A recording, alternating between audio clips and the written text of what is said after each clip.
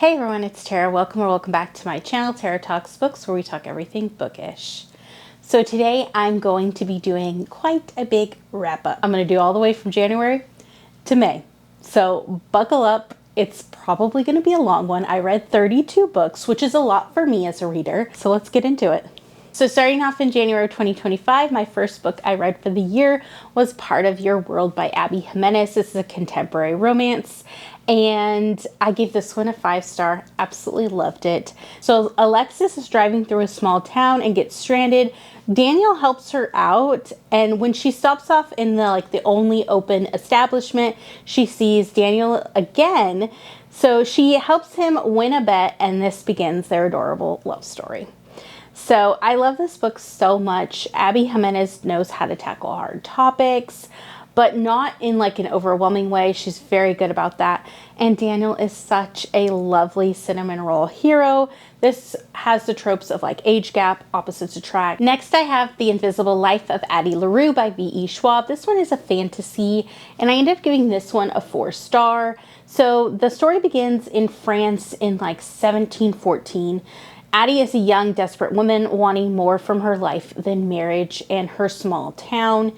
She makes a deal with an entity, and in her naive desperation, ends up trading her soul for freedom. However, she is cursed because she gets that freedom, but at a cost. She will live forever, but no one will remember her. That is until she runs into a man that remembers her. And that is the first time in 300 years. And that's kind of where we take over in the present. We see a lot of the past. This is dual timeline. And even dual timeline, from the beginning when she first made this deal to the present where she's living now. And then times in between those 300 years, you get flashbacks as well. I enjoyed the premise of this book. It was very unique. I enjoyed that it was, again, dual timeline. And you got to see what Addie had endured over those 300 years. And I also really enjoyed seeing her workarounds of the curse, so she can kind of leave her mark upon the world. She definitely figures out a way to do that, and I really enjoyed her tenacity in that aspect, where she's well, I'm not just going to give in. If I'm going to live this life and these are the parameters I have to live it by, well, then I'm going to live it to my fullest. So I did really enjoy this one. Next, I read The Widow of Rose House by Diana Biller. This is a historical romance that I read for my book club with B, Tea and Biscuits with Tara and B. And I did end up giving this one a 4-star. So this one follows Alva Webster, and she has returned to New York City to restore an old mansion and her reputation. Unfortunately, it was tarnished when she fled from her abusive husband. However, he has passed away, and so she returns, but is having issues with getting workers to restore the mansion because the mansion has a ghost. And so in comes a scientist named Sam, and he is out to prove that ghosts exist. So they kind of have to work together, even though she doesn't really want to in the beginning, but she comes around to Sam. So I loved how strong Alva was as a character, and just how Sam tried to meet her where she was in his adorable cinnamon roll hero way. Sam's family was delightful, and I loved his friend and business partner too. I really also enjoyed the ghostly elements of this book as well. So we read it during winter, so we kind of got those vibes of it's cold and it's drafty. So I liked that aspect. The tropes in this one are cinnamon roll hero. The next book I read is Pestilence by Laura Thalassa. This is a fantasy romance, but on the darker side. I did end up giving this one a 4-star as well. So Pestilence is one of the 4 horsemen of the apocalypse, and he brings with him plague and sickness to all of humanity. The horseman comes for Sarah's town, and she shoots him down, not realizing he can't die. So he ends up taking her prisoner, but the longer they are together, the more they are uncertain what their true feelings are for each other, because obviously they learn more things about each other and more things come to light. I really enjoyed how Sarah and Pestilence have to be open to learning about each other's views because they are coming from opposite ends. I loved how compassion is a big role in this book. It's something that is woven throughout. I enjoyed that. The tropes in this one are slow burn and I would say enemies to lovers. So now we are heading into February of 2025. The first book I read during that month is Yours Truly by Abby Jimenez. This again was for our Abby Jimenez read-along. This is a contemporary romance and I did give this one a 5-star. This follows Dr. Brianna Ortiz. Her life is in a bit of a disarray. So her divorce is about to be finalized. Her brother is running out of time for a kidney donor and the promotion she is working for might go to the new male doctor. Dr. Jacob Maddox is the new male doctor, and so he has obviously gotten off on the wrong foot with Brianna, and so he kind of sends her a letter which kind of changes things and like her opinion of Jacob. I loved the anxiety representation in this book, and more so that it was in a male character. I enjoyed seeing that. We do see anxiety in female characters quite a bit, at least in the books that I read. So it was kind of refreshing to see it in a male perspective. I absolutely love that letters were used to communicate in this book. That was so lovely, such an adorable addition. Another Abby Jimenez book that makes you go through all of the feels. And this trope is also Cinnamon Roll Hero. The next one I read is Onyx Storm by Rebecca Yarros. This is a fantasy romance. And I did end up giving this one a 4-star. I can't say much about this. This is the 3rd book in the Empyrean series. It follows the events from book 2 and Xaden and Violet at Basgiath War College. So if you know anything about the first book, this follows the subsequent ones. I was definitely confused for a good portion of this book because I think it was meant to be that way, because I do think it's leading you up to events that will eventually happen in the next book. So I really loved Riddick's character even more in this book. You got to really see him shine. I loved Violet and Xaden's relationship in this one. It really is a love letter to Violet from Xaden, and that ending got me again. She always gets me with her endings, so I can't wait for the next book. The next one I picked up on a bit of a whim, and that one is Filthy Rich Vampire by Geneva Lee. This one I did end up giving a 4-star. So this follows Julian Rousseau, and he is a single wealthy vampire, and the social season is about to begin. He wants nothing to do with the marriage market though. He stumbles into Thea, a human, at a gala, and she needs his protection. So Julian makes Thea an offer to be his fake girlfriend for the season to discourage matchmaking during the vampire social season. So this just gave me all the alpha vampire protective hero vibes I was looking for at the time.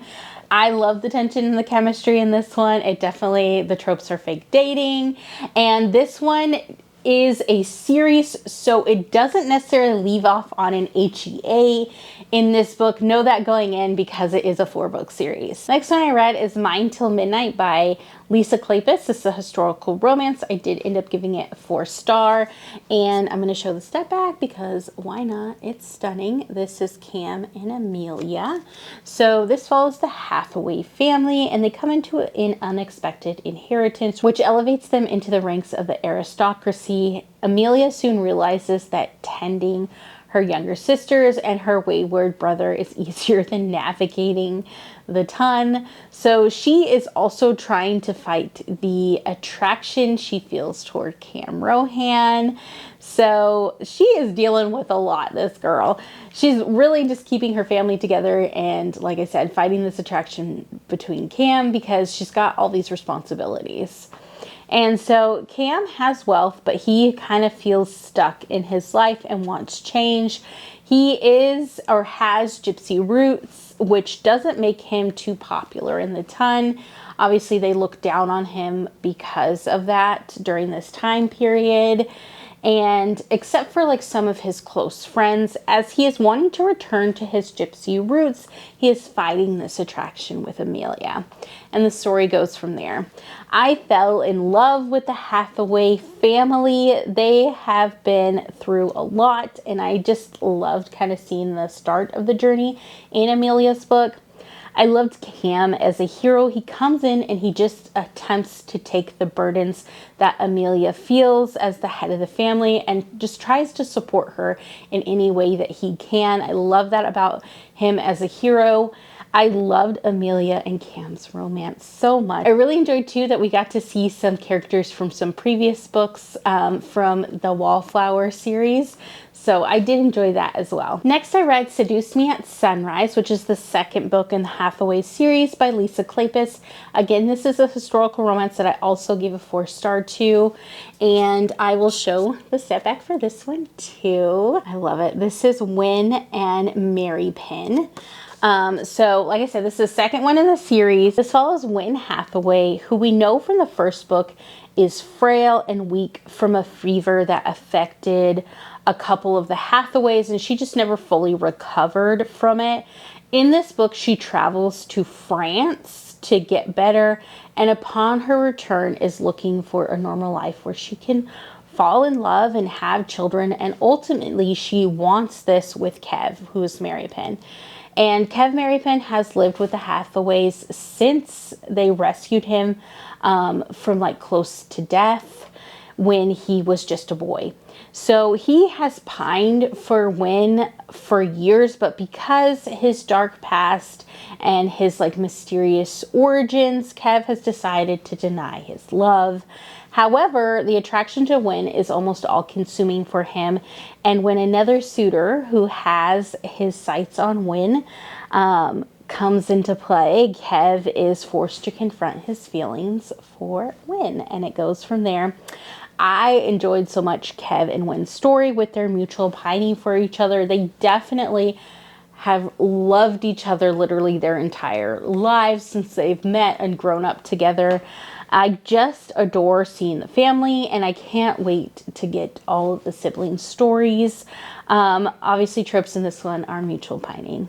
The next one I read is Nobody's Lady by Annabelle Anders. This is a historical romance, and I did give this one a 4-star. This is another pick from my book club, Tea and Biscuits with Tara and B.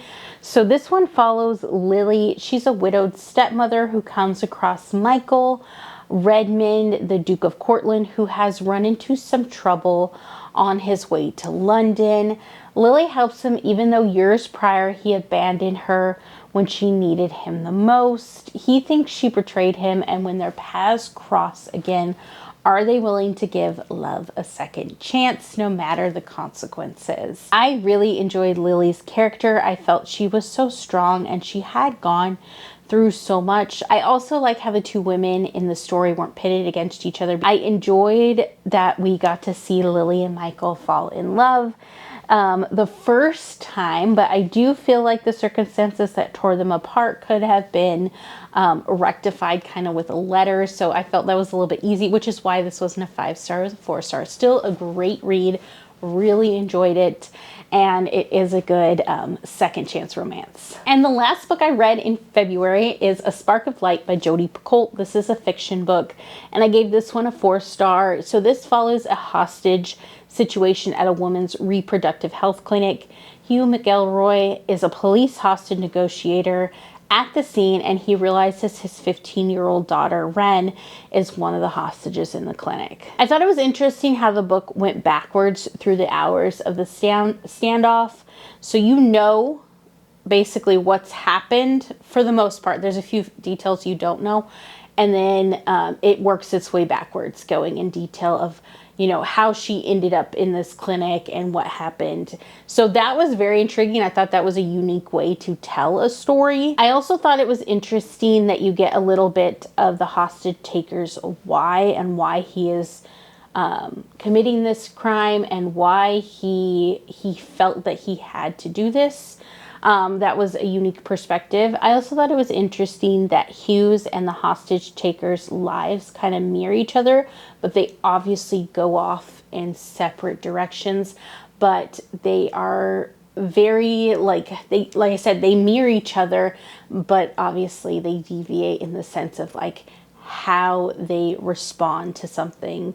So I thought that was a very interesting way and a unique take that the author kind of took in this book. So definitely look up your trigger warnings for this one. There are quite a few. So now we're in March of 2025, and the first book I read was Just for the Summer by Addie Jimenez. Again, for our Addie Jimenez read along, and I'll leave all that information in the description box below.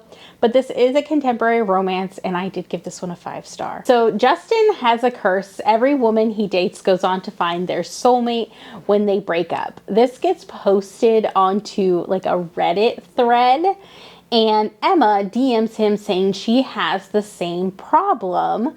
And so Emma is a travel nurse, and now her next assignment is near Justin.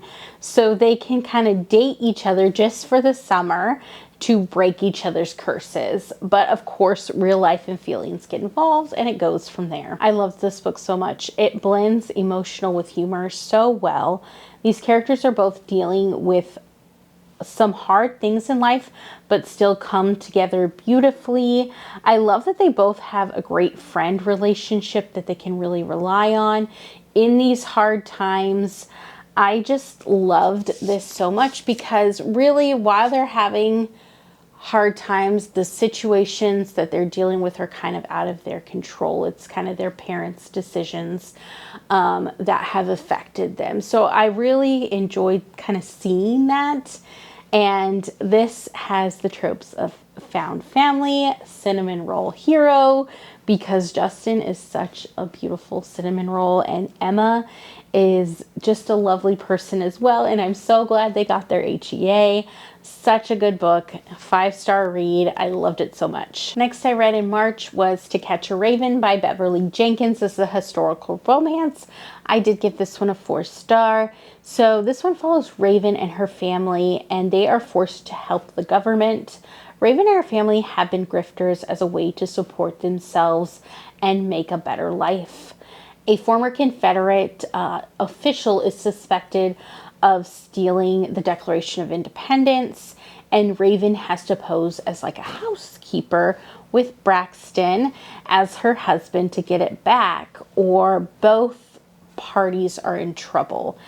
Basically, their parents, it's kind of like something that their parents did in the past, and this government official knows and is kind of forcing them to do this con to get the Declaration of Independence. And it goes from there. I really enjoyed that Raven is such a strong female main character. I really enjoyed that Beverly Jenkins also incorporates real aspects and events in history. I really enjoyed the closeness too of the Moreau family. They have such a big family, and it just kind of shows in the book. I really enjoyed that. The next one I read is Filthy Rich Vampires. This is Second Rights, and this is also by Geneva Lee. This is like a paranormal romance, and I did give this one a 4-star as well. So this is a continuation of Julian and Thea's story. This is definitely intriguing, and I want to continue the series to see where it goes. In fact, I did. I wanted a little bit more angst in the beginning of this book, but I did love the alpha vampire vibes, and that is definitely what I was reading this book for, so I definitely got that. The next one I read is The Bridge to Love by Alexa Aston. This is a historical romance novella. I did end up giving this one a 3-star. So a ghost haunts a bridge crossing a river that separates two families' estates. The ghost needs help from the newlyweds to right a 500-year-old wrong.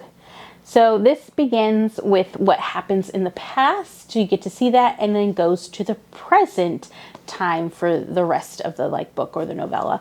I really enjoyed the ghost aspect. I thought that was unique and fun. As usual from a novella, I just wanted more of the story. Next, I read Up All Night with a Good Duke by Amy Rose Bennett. This is a historical romance that I gave a 4-star to, and this was another pick for Tea and Biscuits with Tara and B, our historical romance book club. So this follows Artemis, and she is a finishing school teacher by day and a gothic romance writer by night, but she really wants to open her own academic ladies' college. Her friend needs help navigating her first London season, so Artemis goes to help her, and she may be able to find like a wealthy patron for her college. And so she kind of goes, and so Dominic, the Duke of Dartmoor, has a problem. He has to find a wife to provide him with an heir, but he is rumored to have killed his first wife. He also has a moody teenage daughter he is contending with. I enjoyed that Artemis was like a romance writer. I thought that was pretty cool to see in a historical romance. I really enjoyed how Artemis and Dominic's daughter got along. They kind of connected through books, which was fun. There were some slow moments in the story, but overall I did enjoy it. The tropes in this one are single dad. Next, I read a novella. This one is Worst Wingman Ever by Abby Jimenez. It is a contemporary romance that I gave a 4-star to. This follows Holly, who is going through some things in life, but one day someone mistakenly puts a Valentine's Day card on her windshield, which makes her day, even though it's not for her. So this begins a cute exchange of anonymous notes and acts of kindness. I loved the small acts of kindness from the hero. I also enjoyed seeing how something small can turn someone's day around, because you never truly know or really know what a person is going through. The grandma's confession was wild and everything. I definitely have a quote from this one that I really enjoyed, and it says, "If you don't love your life, change it," which is a big thread throughout this novella. So definitely one I enjoyed. Next I read We Are Not Free by Jenny Torres Sanchez. This is a YA fiction. I gave it a 4-star. So this follows 3 teens as they are forced to leave their hometown in Guatemala because it becomes too dangerous for them to stay. It follows their journey from Guatemala to Mexico to the US border. They know they cannot turn back, but will they survive the journey? You really do go through all of the emotions with these teens as they escape the dangers of their home, only to endure more danger and hardships on their journey to build a better, safer life for themselves. Definitely check your trigger warnings for this. It is a hard-hitting YA. The next one I read is Give Me Butterflies by Jillian Meadows. This is a contemporary romance that I actually read as an e-arc. So I did give this one a 4. So this follows Millie, who is an entomology curator in a museum and who is up for like a department director position. So she tries to not get distracted by her grumpy coworker Finn. Finn doesn't mean to come off as grumpy, but he is juggling quite a lot at the moment. He has his job, grief after losing his sister, and taking care of his nieces. Millie realizes Finn is part of the promotion committee when she goes into the interview. So will he derail her promotion or make all her dreams come true? So I really enjoyed this one. I love the STEM representation in this book. I love that Finn is a secret cinnamon roll hero. I love the girls and Millie's relationship. Millie's family and friends are just the best. So the tropes in this one are cinnamon roll hero, workplace, and grumpy sunshine. So now we're moving on to April, and the first book I read that month was The Fall Risk by Abby Jimenez, and this is a contemporary romance novella, and I did end up giving this one a 5-star. This is a Valentine's novella. It's set during Valentine's weekend, and 2 neighbors who are not looking for love end up with no steps to get up and down from their apartments. Over the weekend, they form a connection. And so this novella definitely deals with some heavy topics. The female main character, Charlotte, deals with a stalker that completely uproots and changes her world, her lifestyle, even her personality. And the male main character, Seth, is recently divorced. So they are both obviously dealing with some things and both feel like closed out to love. I loved their banter and I really enjoyed this novella. She really just packed a punch in this one. And I mean, it's a novella and I gave it a 5-star, so it was really good. The next one I read is The Situationship by Abby Jimenez. This is another contemporary romance novella, and this one I did give a 4-star to. So this follows Doug and Maddie getting to know each other in the small town of Walk-On. The town and the characters are from some of Abby's like full-length novels. So for me, this runs into the problem I have with novellas. I just wanted more of Doug and Maddie's story. I do think Doug and Maddie are such good side characters, and I was happy to see like the start of their relationship, or the potential start of their relationship. I enjoyed how both characters are a bit silly, but like similar with humor, so they really work well together. Definitely a good little novella, especially if you've read the books and you know the characters. The next one I read is Married by Morning by Lisa Kleypas. Unfortunately, this one does not have a step back, but this is a historical romance that I gave a 4-star to. So this is the 4th book in the Hathaway series. This follows Leo Hathaway, who has been through a lot throughout the series. So it's excited for him to get like his HEA. Him and Catherine Marks have been at odds for since the 2nd book in the series, I think is when they meet. And Catherine is Poppy and Beatrix's companion or governess. However, in the heat of an argument, they kiss, which changes everything. So I enjoyed getting Leo's story, but it fell a little flat for me. It's still a solid historical romance. I enjoyed their hate to love banter that they had in previous books, but I feel like it stopped pretty quickly in their book, and that is something I enjoyed about their relationship, is their banter. I did enjoy Harry in this book, and of course seeing the Hathaways. Next book I read is The Secret Garden by Frances Hodgson Burnett. This is a classic that I gave a 5-star to. I read this as a buddy read with Abby Jean, so thank you so much, Abby Jean. This was such a fun buddy read to do with you. So this follows a young girl named Mary who comes to live with her reclusive uncle in England. She meets some of the people who work in the manor as well as her sickly cousin. She comes across a secret garden that leads to everyone's lives changing for the better in the manor. So I really loved this book. It is perfect to read in spring. It has all those springy vibes. I loved how the book has this theme that being in nature or outdoors is healing for the mind and like body. The tropes in this one are found family. So there are definitely some things and some terms that are used that are not appropriate for like this day and age.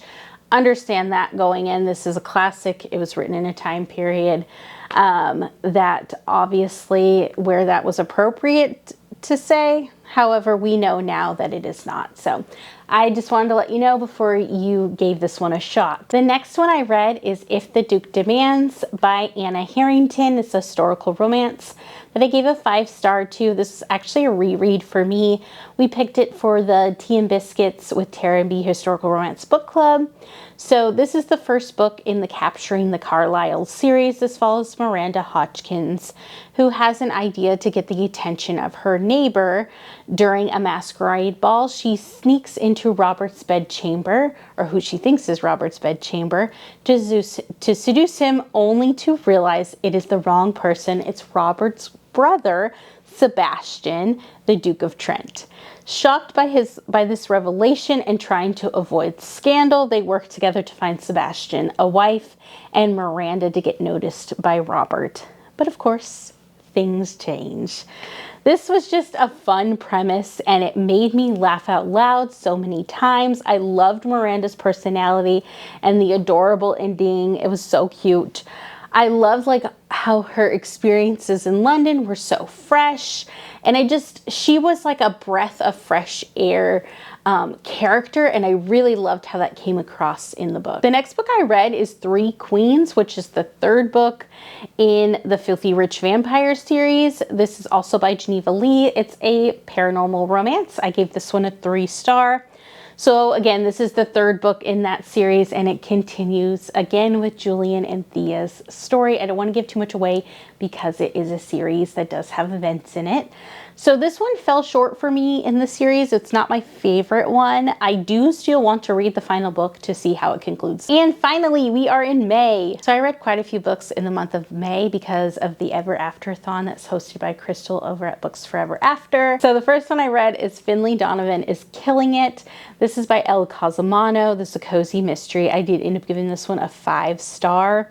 So Finley Donovan is recently divorced.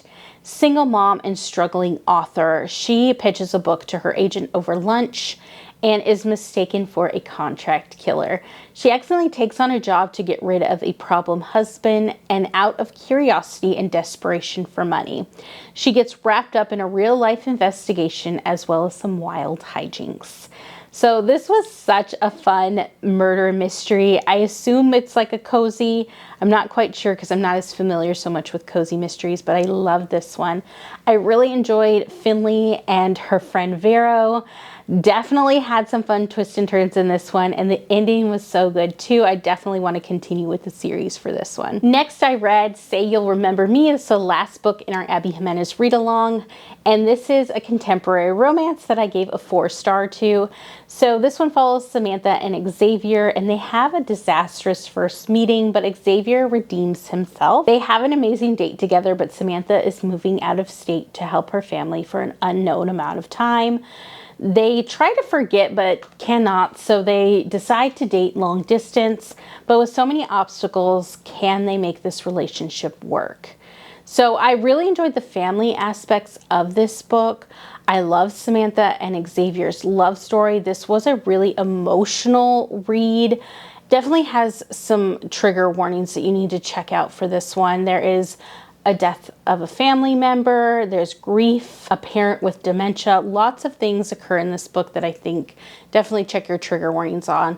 So I definitely enjoyed this book, and I gave it a 4, so I enjoyed it. I just didn't enjoy it as much as her other books, but this was very good at, again, weaving that emotional with kind of that humor that Abby Jimenez is just so good at. Next, I read Love in the Afternoon by Lisa Kleypas. It's a historical romance, and I ended up giving this one a 5-star. I'm actually going to show you the step back because we have Beatrix and Christopher. And so this is the 5th and final book in the Hathaway series. It follows Beatrix, who is an animal and nature lover, which puts her as like an outcast in society.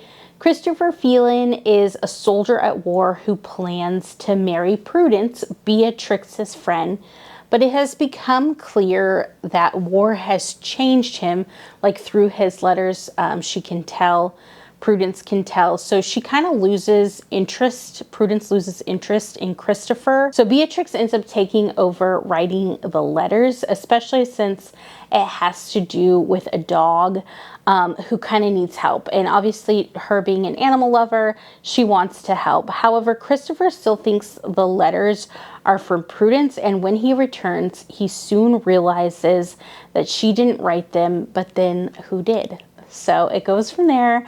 I love this book so much. I was excited to get Beatrix's story. I love the epistolary aspects of this book and the PTSD representation as Christopher is a soldier back from war. I love how the dog is a big aspect of this book too. It was just lovely. I loved it so much. Next, I read The Truth About Love and Dukes by Laura Lee Gerke. This is a historical romance that I read for Tea and Biscuits with Tara and B. And this one I ended up giving a 3-star to. So Irene runs a newspaper and has like an advice column called Dear Lady Truelove. She gives advice to the Duke of Torquil's mother as Lady Truelove, and the Duke does not agree with the advice given. He forces Irene to help change his mother's mind and go against the initial advice she gave as Lady Truelove. As they are forced together due to circumstances, they find this attraction leads to more. So this was just okay for me. I did enjoy the letter and the groveling scene at the end, and I will definitely try this author again. I just think that this maybe book wasn't for me. Tropes in this one are class different. Next, I read Never Gamble Your Heart by Lindsay Lovis. This is a historical romance that I got as an e-arc, and I ended up giving this one a 4-star. So this is the second book in the Secret Society of Governess Spies. This follows Frankie, who becomes a governess spy to help locate her missing sister. Her task is to infiltrate the house of the infamous rake and wealthy owner of a gambling den, Jasper Jones. He has a niece that is in need of a governess, but Jasper is already suspicious of Frankie's motives. Jasper finally uncovers Frankie's real motives for being in his house household. They work together to uncover a scheme that's happening in like society. I loved that Frankie was this amazing like mathematician, and she keeps Jasper on his toes. There's a really fun part where like to teach, as a governess, she's supposed to teach Jasper's niece like math and obviously other things. And so to teach math, she kind of teaches her to count cards. So I thought that was fun. I absolutely loved Frankie's character. She is just so fun. So Jasper was great too. I love a self-made man in a historical, and he definitely was that. Jasper's niece, again, was actually really funny as well, because she definitely got up to hijinks, especially in her matchmaking schemes. I thought this was definitely a good second book in the series, and I can't wait to read more from Lindsay Lovis. Next I read First Comes Scandal by Julia Quinn. This is another historical romance.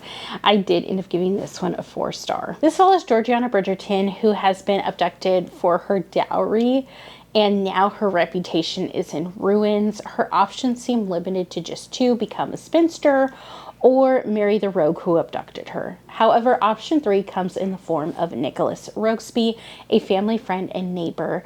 He offers Georgiana a marriage of convenience, and it goes from there. I really enjoyed this one because of the premise. I thought it was kind of unique for a marriage of convenience, that they're family friends and she's been ruined, and he kind of steps in to help. And so I really liked, again, that they were childhood friends who never really considered each other in a romantic way until their marriage of convenience. I enjoyed that he was like a medical student, and we got to see that. And normally, like in historical romances that I have read, either it's like a self-made man, or like a duke or a marquess or a viscount or somebody with a title. And this was very unique in that he was a second born, or he was like third or fourth born, I can't remember, son of a titled gentleman. And so I thought that was very unique. I hadn't read one like that yet. And so he kind of like got to choose, I guess, his own path or career. And then the only other one that I can think that I read like that was An Offer from a Gentleman, where he's the second born son. But anyways, this one, the tropes are friends to lovers and marriage of convenience. And last but certainly not least is In Like Flynn by Lauren Smith. This is the second book in the Pirates of King's Landing series. It is a historical romance that I give a 4-star to.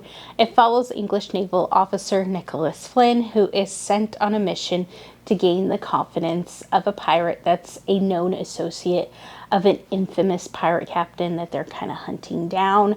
He soon realizes this associate is actually a woman disguised as a pirate. He also realizes who she is, but that the truth leads them down an uncertain path.